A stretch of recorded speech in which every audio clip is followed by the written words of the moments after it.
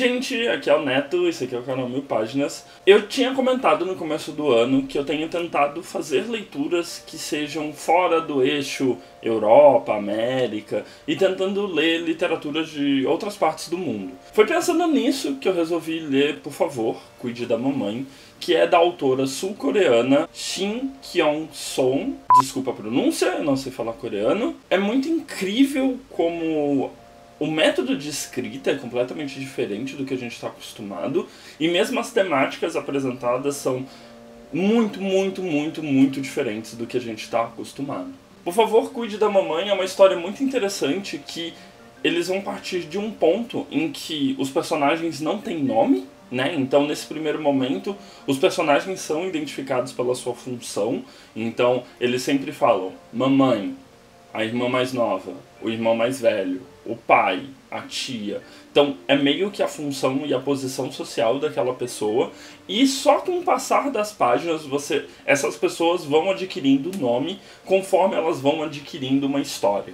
Como é que a autora consegue construir isso, né? Então a gente parte do pressuposto que a mãe, que é a Park Son-hyo, ela de 69 anos, ela vai visitar os filhos em Seul e é abandonada na estação de metrô. O pai pega o trem e segue e não percebe que a mãe não conseguiu vir com ele no mesmo vagão. E a partir daí, a família, que é composta de um filho mais velho, uma filha mais velha, um filho do meio e uma filha mais nova, a caçula, começam a procurar pela mãe, pela cidade de Seul, que é uma cidade que para a mãe é completamente desconhecida, é uma cidade qual muito difícil para a mãe, porque a mãe é iletrada. Então a gente tem essa construção de urgência, ao mesmo tempo em que todos os personagens acabam tendo também uma certa culpa com relação ao que aconteceu com a mãe. Então o livro ele vai ser dividido para cada um desses protagonistas, né? Então a primeira parte vai ser narrada pela filha mais velha, a segunda parte pelo filho mais velho, a terceira parte para o pai, e assim sucessivamente.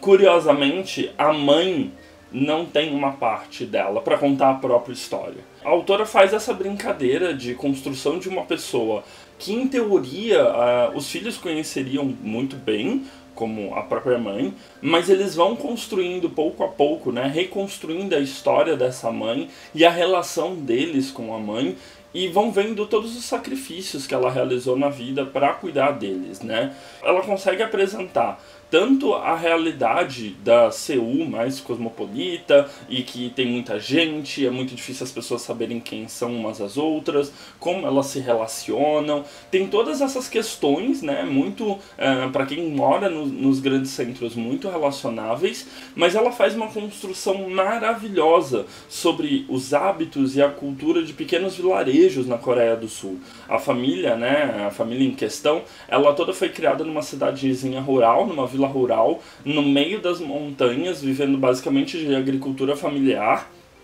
Então ela faz esse jogo de todos os sacrifícios que a mãe precisou fazer para que os filhos saíssem daquela realidade e fossem para a capital ganhar vida, ter dinheiro, ter um bom emprego. Um dos aspectos que eu mais gostei foi que a gente não está acostumado realmente com nomes em coreano, né? Então poderia ser uma leitura um tanto quanto difícil, mas o modo como ela utiliza as funções sociais para dar o nome dos personagens facilita bastante a nossa leitura.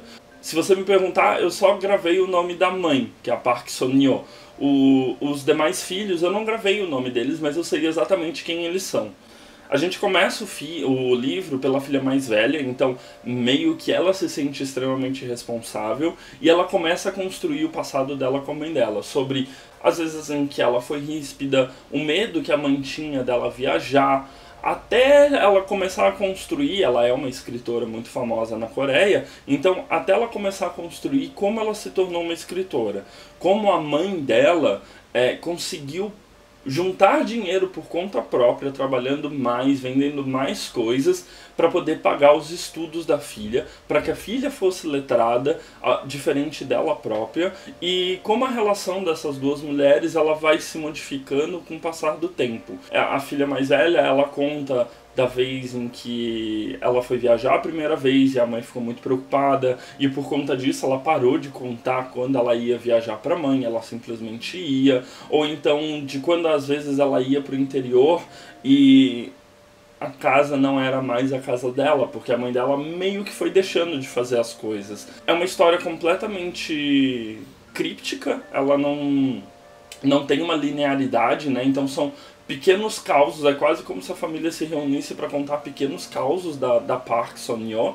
E o modo como essa família não consegue ver a mãe como uma pessoa além da função da própria mãe é triste e tocante ao mesmo tempo. Então a gente tem uma questão muito grande no livro de que a mãe era muito mais do que eles conseguiam ver. Então tem um ponto que eles começam a narrar, e o filho mais velho entra mais nessa questão, de que o pai abandonou a família, então a mãe teve que cuidar deles praticamente sozinhos, e como ele traiu a mãe, porque a mãe se sacrificou todo esse período que o pai estava ausente, para que o filho um dia tivesse um emprego no governo.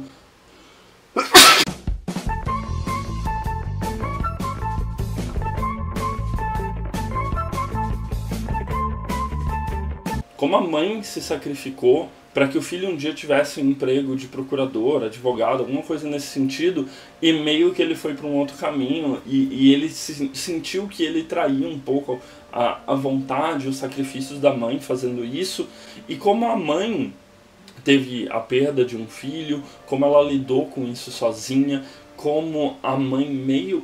Não dá pra dizer que a mãe teve um amante, mas ela teve um envolvimento amoroso com outro homem, e que isso evoluiu para uma amizade porque os dois não poderiam ficar juntos. A mãe vai ganhando várias camadas, né? Então desde a pessoa que cuida e faz sacrifícios para os filhos, até um ponto em que ela começa, na segunda parte do livro, ela começa a ter uma história própria, de envolvimentos amorosos próprios, de profundidade própria, até chegar na parte do pai, em que o pai meio que tenta contar porque fugiu e tenta contar porque ela aceitou ele de volta. E tudo isso vai gerando uma situação que você começa a ficar muito triste por aquela mulher, né? É um livro que te deixa profundamente tocado com essas histórias que se perdem no tempo e se perdem completamente da própria família, né? A própria família não conhece a própria mãe. Com relação ao desfecho do livro, eu particularmente gostei bastante, porque é um desfecho que ele é poético ao mesmo tempo em que ele é extremamente triste, e como as coisas vão se seguindo e vão se perdendo. Realmente um capítulo final de despedida, de modo geral. Então é muito bonito. É um livro assim fenomenal, é excelente para conhecer um pouco mais de como é a vivência no interior e a vivência na cidade, né, numa metrópole na Coreia. É muito um livro sobre como o papel da mulher tem se transformado com o passar dos anos, como essa mãe que tem uma história de vida riquíssima, tem diversos pontos em que ela foi magoada, que ela magoou, que ela se sacrificou para tentar algo, e tinha uma vida própria muito interessante, a parte da família, como essa mulher conseguiu passar isso para si, e as filhas criaram uma vida completamente diferente. E é muito um livro também sobre mágoa familiar, sobre mágoa de mãe, mágoa de parentesco, uma mágoa de uma vida não realizada, uma vida não conhecida em plenitude. Então é muito tocante, e foi uma leitura que me balançou bastante. Eu fiz até uma leitura um pouco mais lenta, porque o modo como ele é escrito é como se fosse um único fluxo mental. Ela tem poucas paradas, são 5 partes, né? Dentro dessas 5 partes ela tem poucas paradas, que é quase como se fosse um encerramento daquela história que a personagem está rememorando. Então foi uma leitura que eu fiz até que lentamente, aproveitando muito, foi muito bonito, foi uma experiência muito gostosa. Eu acho que entra facilmente para os meus 10 livros favoritos assim da vida, porque foi muito gostoso estar com essa família, e foi muito melancólico acompanhar a história da Park Sun-hyo. Por favor, Cuide da Mamãe foi lançado aqui no Brasil pela Intrínseca em 2012, tem 240 páginas. Tá um pouco mais difícil achar a edição física, que tá por R$ 39,90, mas é facinho achar a versão digital, que foi por onde eu li, que tá saindo por R$ 20. Lembrando que eu vou deixar nos comentários o link para a Amazon do e-book, que é a versão mais fácil de ser encontrada atualmente.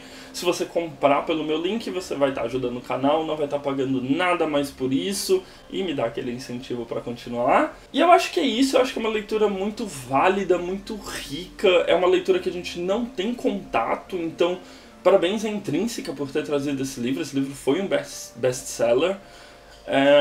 E eu acho que é isso, eu acho que vale muito a reflexão sobre o quanto a gente conhece sobre a história dos nossos pais e o quanto a gente escuta o que eles contam pra gente. Então, foi uma leitura muito tocante, eu acho que chegando agora nos meus 30 anos, esse tipo de leitura conversa mais comigo agora do que a juventude que quer mudar o mundo. Então vale muito a pena, vale realmente muito a pena. Beijo, mãe. Então eu acho que é isso, a gente se vê no próximo vídeo. Não esquece de ver os vídeos recomendados que ficam do meu lado direito e se inscrever na bolinha aqui do meu lado esquerdo para continuar acompanhando o que a gente fala aqui no canal. De mais a mais é isso, beijo grande, tchau.